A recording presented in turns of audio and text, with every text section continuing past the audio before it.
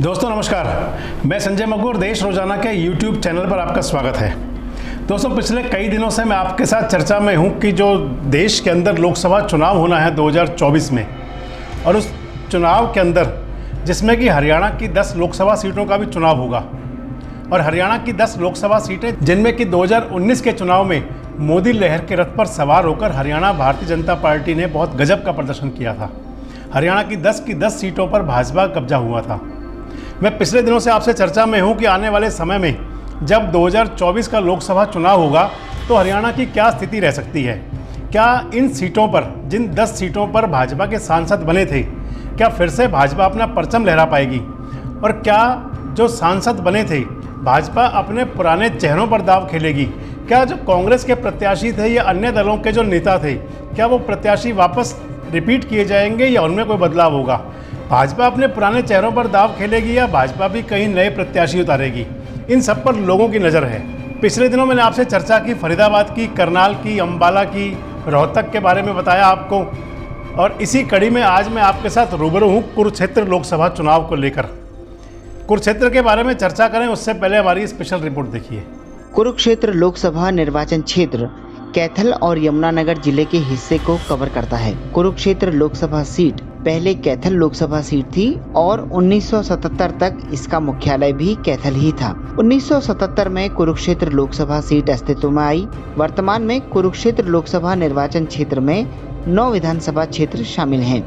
रादौर, लाडवा, शाहबाद, थानेसर, पिहोवा, गोहला, कलायत, कैथल और पुंडरी। हरियाणा में स्थित कुरुक्षेत्र प्राचीन और ऐतिहासिक शहर है। इस क्षेत्र का उल्लेख ऋग्वेद, यजुर्वेद में भी मिलता है। कुरुक्षेत्र वही पावन भूमि है जहां पर महाभारत का धर्म युद्ध लड़ा गया और भगवान श्री कृष्ण ने अर्जुन को भागवत गीता का ज्ञान दिया था। कुरुक्षेत्र भारत की महान सांस्कृतिक विरासत के लिए भी जाना जाता है। हरियाणा के उत्तर में स्थित अंबाला, यमुनानगर, करनाल और कैथल से ये लोकसभा क्षेत्र घिरा हुआ है। ये क्षेत्र ऐसा माना जाता है कि यहाँ स्थित विशाल तालाब का निर्माण कौरव और पांडवों के पूर्वज कुरु ने करवाया था। देश का दूसरा NID जो कि डिजाइन उद्योग में अहम भूमिका निभाता है, वो भी कुरुक्षेत्र लोकसभा क्षेत्र के अंतर्गत ही आता है। इसके साथ ही कुरुक्षेत्र बासमती चावल के लिए भी जाना जाता है। यहाँ राइस मिल और मेक इन इंडिया के तहत उद्योग धंधों की स्थापना से बेरोजगारों को रोजगार मिला है। धर्मनगरी कुरुक्षेत्र की बात की जाए तो साल 1977 में कुरुक्षेत्र लोकसभा सीट के अस्तित्व में आने के बाद से ये धरती सियासी महाभारत की गवाह बनी है। 1977 में रघुवीर सिंह भारतीय लोकदल से सांसद रहे। 1980 में मनोहर लाल जैन यहाँ से सांसद रहे। 1985 में हरपाल सिंह कांग्रेस के सांसद रहे, तो वहीं 1989 में गुरदयाल सिंह जनता दल से सांसद चुने गए। 1991 में तारा सिंह कांग्रेस के सांसद रहे। 1996 में OP जिंदल हरियाणा विकास पार्टी से जीते और सांसद बने। 1998 में कैलाशो देवी हरियाणा लोकदल राष्ट्रीय पार्टी से सांसद बनी। 1999 में कैलाशो देवी इनेलो से सांसद रहे। 2004 में नवीन जिंदल कांग्रेस से सांसद चुने गए। 2009 नवीन जिंदल कांग्रेस से सांसद चुने गए। 2014 में 37 साल के बाद कुरुक्षेत्र में कमल खिला और राजकुमार सैनी भारतीय जनता पार्टी से सांसद बने। 1977 में लोकसभा सीट के अस्तित्व में आने के बाद 37 साल के बाद मोदी लहर में कुरुक्षेत्र में कमल खिला और राजकुमार सैनी ने इनेलो के बलबीर सिंह सैनी को पराजित किया। तो कुरुक्षेत्र लोकसभा चुनाव के अंदर वर्ष 2014 का जो लोकसभा चुनाव हुआ था, उस चुनाव में पहली बार भारतीय जनता पार्टी के प्रत्याशी को जीत मिली थी।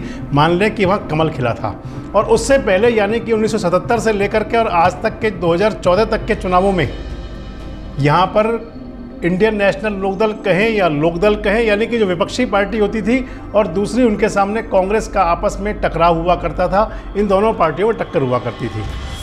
और अब जब 2014 के अंदर कुरुक्षेत्र सीट पर एक सख्त मुकाबले में भाजपा के प्रत्याशी चुनाव जीते, लेकिन 2019 में यानी कि जो रामकुमार सैनी सांसद बने थे 2014 में, लेकिन 2019 के चुनाव में भारतीय जनता पार्टी ने अपना प्रत्याशी बदल दिया। कारण आप भी जानते होंगे, और ख़ासकर वो लोग तो जानते होंगे जो सियासत में रुचि रखते हैं।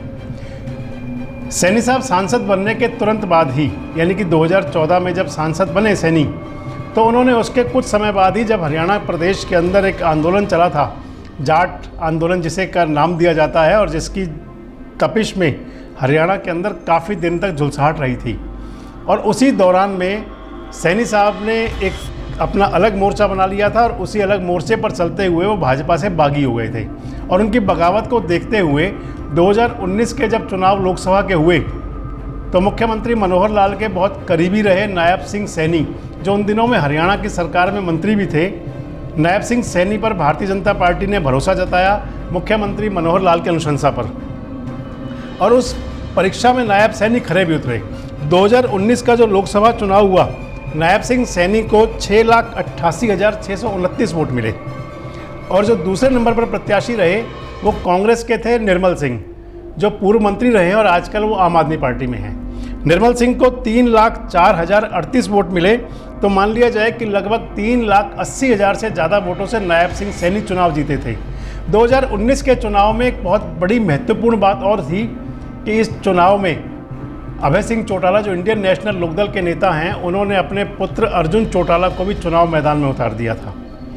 कुरुक्षेत्र जो महाभारत की भूमि रही है, जो महाभारत के युद्ध की साक्षी रही है, उस सीट पर जब एक बार अर्जुन उतरे थे तो उन्होंने पांडवों की सेना को विजयी करके भेजा था, लेकिन जब अभय सिंह चौटाला के अर्जुन मैदान में उतरे थे 2019 के चुनाव में, अभय सिंह के अर्जुन कोई करिश्मा नहीं कर पाए थे और वो बहुत बुरी तरह शिकस्त खा गए थे।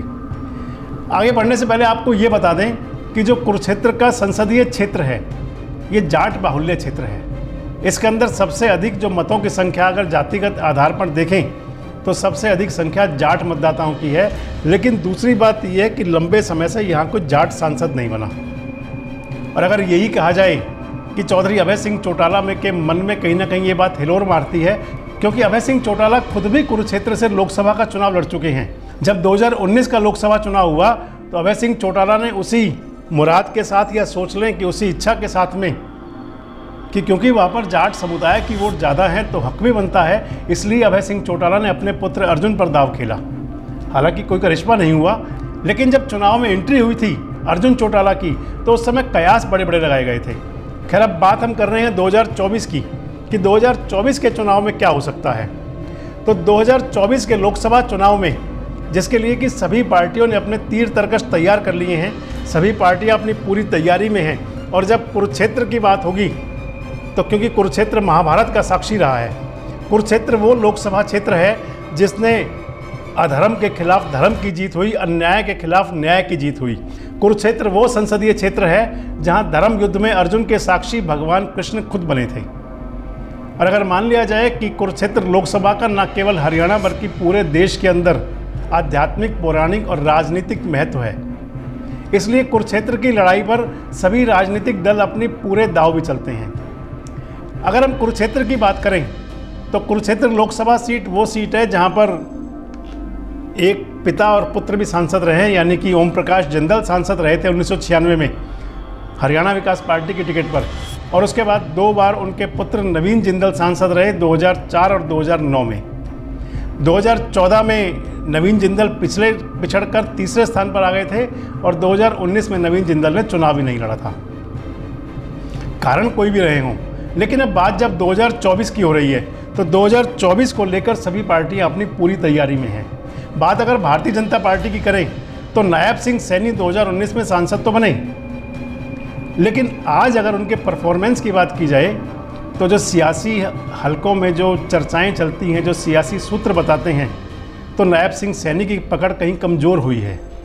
वहाँ के सियासी लोग कहते हैं कि नायब सिंह सैनी का जो दबदबा बना था उसमें कुछ कमी आई है। और उसके अंदर एक दूसरी बात और है कि नायब सिंह सैनी मूलतः अम्बाला ज़िले के हैं, और अभी पिछले दिनों जब अम्बाला ज़िले के अंदर जिला परिषद के चुनाव हुए थे, नायब सिंह उस चुनाव में जिला परिषद में अपनी पत्नी को चुनाव नहीं जितवा पाए थे, वो चुनाव में शिकस्त खा गई थी, और ये उनका डाउनफॉल है। तो माना जाए कि नायब सिंह सैनी जो वहाँ से सांसद हैं, हालांकि वो मुख्यमंत्री मनोहर लाल के आज भी उतने ही नज़दीकी हैं, आज भी उतने ही उनके दिल के नज़दीक हैं, आज भी उनके उतने ही खास सिपा सलार हैं। भारतीय जनता पार्टी में संगठन में भी नायब सिंह सैनी की अच्छी पकड़ है, लेकिन अगर मतदाताओं पर पकड़ ढीली होती है तो जो भारतीय जनता पार्टी की जो काम करने की शैली है, कार्य करने का तरीका है, बड़ा अद्भुत है। बीजेपी के नेता, भाजपा संगठन हमेशा चुनाव के अंदर जीत कर आने वाले चेहरों पर दाव लगाता है। मान लिया जाए कि उन घोड़ों पर दाव खेलता है जो किला फतेह करके आने में सक्षम हों।